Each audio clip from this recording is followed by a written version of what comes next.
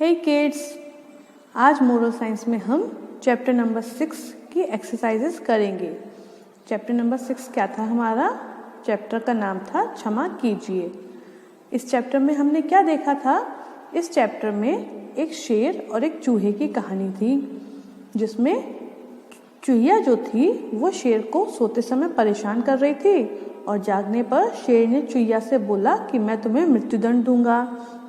लेकिन फिर चूहिया ने कहा कि आप अभी मुझे क्षमा कर दीजिए, समय आने पर मैं आपकी मदद करूंगी। और बाद में फिर ऐसा ही हुआ।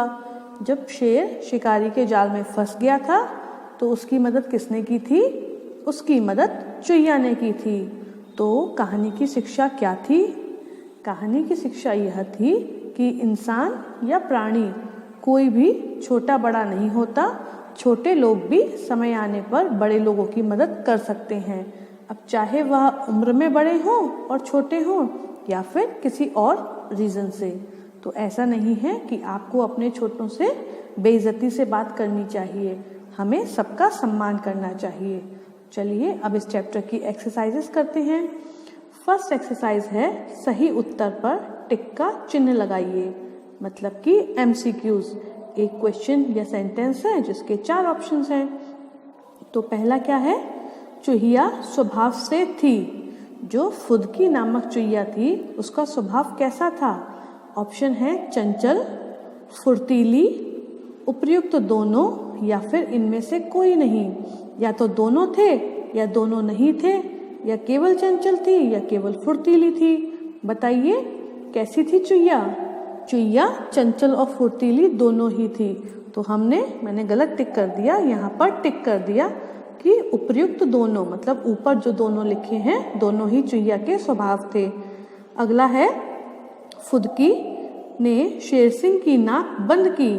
फुदकी ने शेर सिंह की नाक बंद की थी, कैसे? ऑप्शन है दोनों हाथों से, दोनों पैरों से, हाथ तथा पैर से, या किसी से नहीं। अब नाक बंद की थी तो किसी ना किसी से तो की होगी, तो ये ऑप्शन चला गया। बताइए किससे की थी? आपको याद है कहानी? दोनों हाथों से बंद की थी। उस चूहिया ने अपने दोनों हाथ लिए थे और शेर सिंह की नाक पर रख दिए थे। अगला है शेर सिंह को जाल से, शिकारी के जाल से मुक्त किया। शेर सिंह जो शेर था, जब वह शिकारी के जाल में फंस गया था तो उसको जाल से बाहर किसने निकाला? ऑप्शन है फुदकी ने, गिलहरी ने, मैना ने, या फिर इन सभी ने। बताइए इन सब में से शेर सिंह को जाल में से बाहर किसने निकाला था? हाँ, फुदकी नामक चूहिया ने निकाला था। तो इसका आंसर क्या होगा? फुदकी ने। अब देखते हैं नेक्स्ट एक्सरसाइज। अगली एक्सरसाइज है रिक्त स्थानों की पूर्ति कीजिए, मतलब कि फिल इन द ब्लैंक्स। चूहिया का नाम डैश था। बताइए चूहिया का नाम क्या था? अभी अभी हम ऊपर पढ़कर आ रहे हैं। चूहिया का नाम क्या था? चूहिया का नाम फुदकी था। शेर सिंह के नरम नरम बालों पर उछल कूद मचाने में डैश को बड़ा मजा आ रहा था। किसको मजा आ रहा था शेर सिंह के ऊपर उछल कूद मचाने में? हम या तो चूहिया लिख सकते हैं या फुदकी लिख सकते हैं। अब जब हमें उसका नाम पता है तो हम फुदकी लिख देते हैं, और नाम नहीं पता होता तो हम चूहिया लिख देते। मेरी नाक पर बैठने की तेरी डैश कैसे हुई? ये किसने कहा था? शेर सिंह ने। किससे कहा था? फुदकी से। तो मेरी नाक पर बैठने की तेरी हिम्मत, मतलब शेर सिंह जो था वो तो जंगल का राजा था, तो उसने फुदकी से पूछा मेरी नाक पर बैठने की तेरी हिम्मत कैसे हुई? आपके इस डैश का बदला समय आने पर चुका दूंगी। अब ये वाला जो सेंटेंस है वो चूहिया ने शेर सिंह से कहा था। तो समय आने पर किस चीज का बदला चुकाना था उसको? आपके उपकार का। आपके मतलब शेर सिंह के उपकार का। तो ये हमने लिख दिया उपकार। आपके इस उपकार का बदला समय आने पर चुका दूंगी। डैश इस संसार में किया गया उपकार व्यर्थ नहीं जाता। क्या है सेंटेंस? डैश इस संसार में किया हुआ उपकार व्यर्थ नहीं जाता। तो क्या होगा इसका आंसर? स्वामी। इसका आंसर क्या होगा? स्वामी इस संसार में किया गया उपकार व्यर्थ नहीं जाता। ये सेंटेंस भी फुदकी ने शेर सिंह से कहा था। तो ये हमारी फिल इन द ब्लैंक्स की एक्सरसाइज हो गई। अब हम देखते हैं अपने नेक्स्ट एक्सरसाइज को। सही कथन के सामने टिक तथा गलत कथन के सामने क्रॉस का चिन्ह लगाइए। इसका मतलब ट्रू फॉल्स। शेर सिंह की भांति फुदकी भी बहुत निडर थी। क्या ये बात सही है? फुदकी भी शेर सिंह की तरह किसी से नहीं डरती थी, है ना? तो यहाँ पर हमने टिक लगा दिया। अच्छा, आप लोग किस किस से डरते हैं बताइए। कुछ बच्चे चूहे से डरते होंगे, कुछ अपनी मम्मी से डरते होंगे, डरते हैं ना मम्मी की डांट से।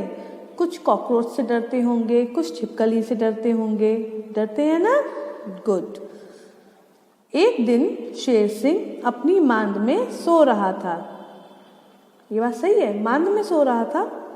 नहीं ना, मांद के बाहर सो रहा था। तो ये सेंटेंस गलत हो गया। अरे फुदकी, तू क्या मेरा भला करेगी? ये किसने कहा था? शेर सिंह ने फुदकी से। अरे फुदकी, तू मेरा क्या भला करेगी? ये कहा था ना? हाँ। कब? जब उसने कहा था कि समय आने पर मैं भी आपके उपकार का बदला चुका दूंगी। फुदकी ने अपने तेज दांतों से जाल काट डाला और शेर सिंह को बंधन से मुक्त कर दिया। ऐसा हुआ था? सोचकर देखिए स्टोरी में। क्या शेर सिंह का जो जाल था उसको फुदकी ने दांतों से काट दिया था? हाँ, तो सेंटेंस है सही हो गया। तो ये थे ट्रू फॉल्स। अब देखते हैं क्वेश्चन आंसर्स। निम्नलिखित प्रश्नों के उत्तर दीजिए। आपको पता है ना, मोरल साइंस की कोई भी एक्सरसाइज आपको अपनी नोटबुक्स पर नहीं करनी, ये केवल ओरल रीडिंग के लिए है। फुदकी का स्वभाव कैसा था? जो फुदकी चुईया थी उसका स्वभाव कैसा था? बताइए, अभी हमने पढ़ा है ऊपर एक्सरसाइज में ही। फुदकी का स्वभाव चंचल और फुर्तीला था। मतलब फुदकी स्वभाव से चंचल और फुर्तीली थी। शेर सिंह ने फुदकी को क्या दंड देने का फैसला किया? दंड मतलब पनिशमेंट। तो शेर सिंह ने कौन सा पनिशमेंट सोचा था फुदकी के लिए? Does anyone remember? किसी को याद है? शेर सिंह ने फुदकी को मृत्यु दंड देने का फैसला किया था, जान से मारने का। तो आंसर क्या होगा? शेर सिंह ने फुदकी को मृत्यु दंड देने का फैसला किया। थर्ड है, फुदकी ने शेर सिंह के उपकार का बदला किस प्रकार चुकाया? Now who will tell me this answer? फुदकी ने शेर सिंह के उपकार का बदला किस प्रकार चुकाया? जो फुदकी ने शेर सिंह ने फुदकी पर उपकार किया था, उसकी जान न लेकर इसका बदला फुदकी ने कैसे चुकाया? फुदकी ने शेर सिंह का बदला इस प्रकार चुकाया, जब शेर सिंह शिकारी के जाल में फंसा था तो शेर सिंह का जाल फुदकी ने काट दिया था अपने दांतों से।